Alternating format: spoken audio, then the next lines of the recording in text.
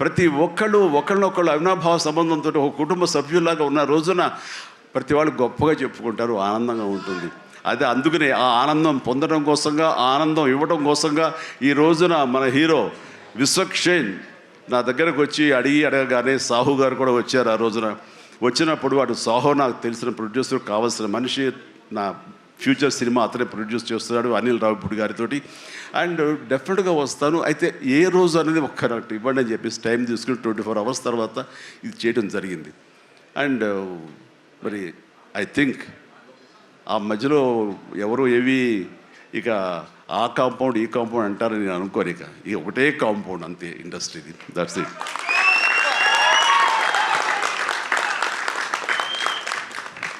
ఇక ఈ cinema trailer చూసిన తర్వాత నాకు ఎక్కడో మనం ఉండే పెద్దరికాంతో మనలో మనం సంసారపక్షంగా ఉంటున్నాం, మన కుటుంబం అని, కానీ ఎక్కడో అన్నగారిపోయినటువంటి ఉంటే సరే అది ఆ కోరికలు గబుక్కుని పెళ్ళు బుక్కింది. ఆఫ్టర్ ట్రయల్ మనిషి కొంచెం మోటుగా ఉన్నాడు, ప్రౌఢలాగా అనిపిస్తున్నాడు, కానీ గ్లామర్ తగ్గలేదు, కసుక్కని అనిపిస్తున్నాడు.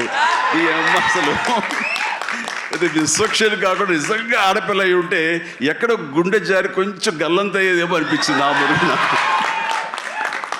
అంత గ్లామర్గా ఉన్నాడు. నేను చేశాను ఆ సినిమాలో, తర్వాత నరేష్ చేశాడు, అలాగే రాజేంద్ర ప్రసాద్ గారు ఇంకో సినిమాలో చేశారు. ఇవన్నీ కూడా బాగా ఆడినాయి. ఇందాక ఆయన చెప్పినట్టుగా, మన అనిల్ రావిపూడి గారు చెప్పినట్టుగా అన్నీ కూడా మంచి హిట్స్ అయినాయి. ఈ సినిమా కూడా ఖచ్చితంగా హిట్ అవుతుంది. అది హిట్ అవ్వాలని కోరుకుంటున్నాను. హిట్ గ్యారంటీ ఈ సినిమాకి. అంటే ఒక హీరో అంత రగ్గడగా, అంత టఫ్గా, అంత మొరటగా ఉండే మాస్ మనిషి అంత నాజుగ్గా నవనవలాడుతూ ఛాన్స్ దొరికి పక్కన ఉండుంటే కనుక బుగ్గ కొరికే అనిపించే అంత ఫీలింగ్ ఉంది. అంటే అండ్ డెఫినెట్లీ ప్రతి వాళ్ళు ఆ కోరిక తీర్చుకోవడం కోసంగా, చూసుకుంటూ ఉండడం కోసంగా వెళ్తారని అనుకుంటున్నారు. ఖచ్చితంగా వెళ్తారు, ఆనందిస్తారు. అండ్ విశ్వక్షేణ్ అటు మాస్గా చేశాడు, ఇటు క్లాస్గా అమ్మాయిగా రాణించి అలా బాగా చేశాడు. అండ్ కథాంశంలో రామ్ నారాయణ్ డైరెక్టర్ చాలా ఎంటర్టైన్మెంట్ తోటి కామెడీగా ఉండేలాగా మొత్తం అంతా చాలా బాగా చేశాడని సాహు వాళ్ళు చెప్తుంటే కనుక ఎక్సలెంట్. ఈ రోజున అది కావాలి. అండ్ అనిల్ రావిపూడి తీసినటువంటి సినిమా నేను మొన్న చూసినప్పుడు నాకు ఆద్యంతం ఎక్కడ ఏంటి లాజిక్గా ఏది ఏమి పట్టించుకోలేదు. అసలు ఎక్కడ ఏం జరుగుతుందో అనేది లేదు. మరి మన పెద్ద ఆయన ఏం రాశారో తెలియదు, కానీ దాని మీద రివ్యూస్ ఉన్నారా?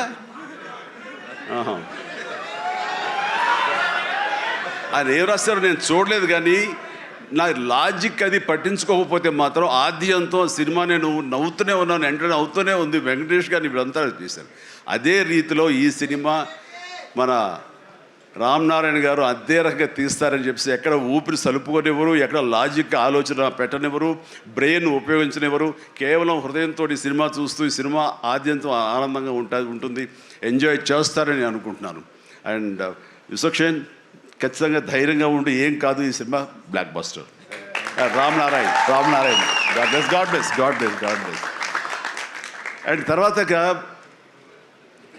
ఈయన కరాటే రాజుగారు అంటారు. ఈయన 18 ఏళ్ళు అయిపోయిందేమో కదా. ఆ టైంలో నాతో పరిచయం, ప్రజారాజ్యంలో ఆయన ఉండి ఆయన ఒక రాజకీయగా జై జనసేన, ప్రజారాజ్యం మారిపోయింది.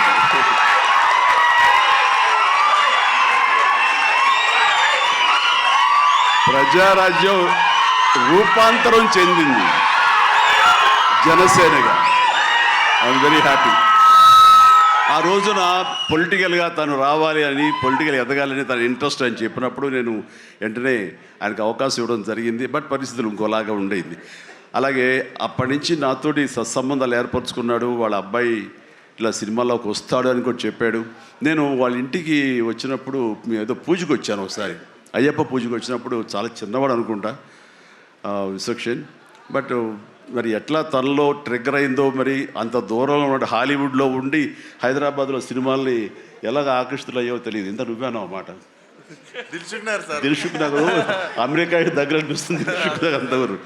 సో ఖచ్చితంగా తనకి కావాల్సిన విధంగా తనకున్న హిడెన్ టాలెంట్స్, రైటింగ్ కానివ్వండి, అటు డైరెక్షన్ టాలెంట్స్ కానివ్వండి, యాక్టింగ్ కెపాసిటీస్ కానివ్వండి, ఇన్ని ఉన్న వ్యక్తి ఇంటి పట్టును కూర్చోలేరు. ఖచ్చితంగా పరిశ్రమ రావాలి, ఇక్కడ అభివృద్ధి చెందాలి, ఇక్కడ తన సత్తా చాటుకోవాలి, తన జెండా పాతాలి.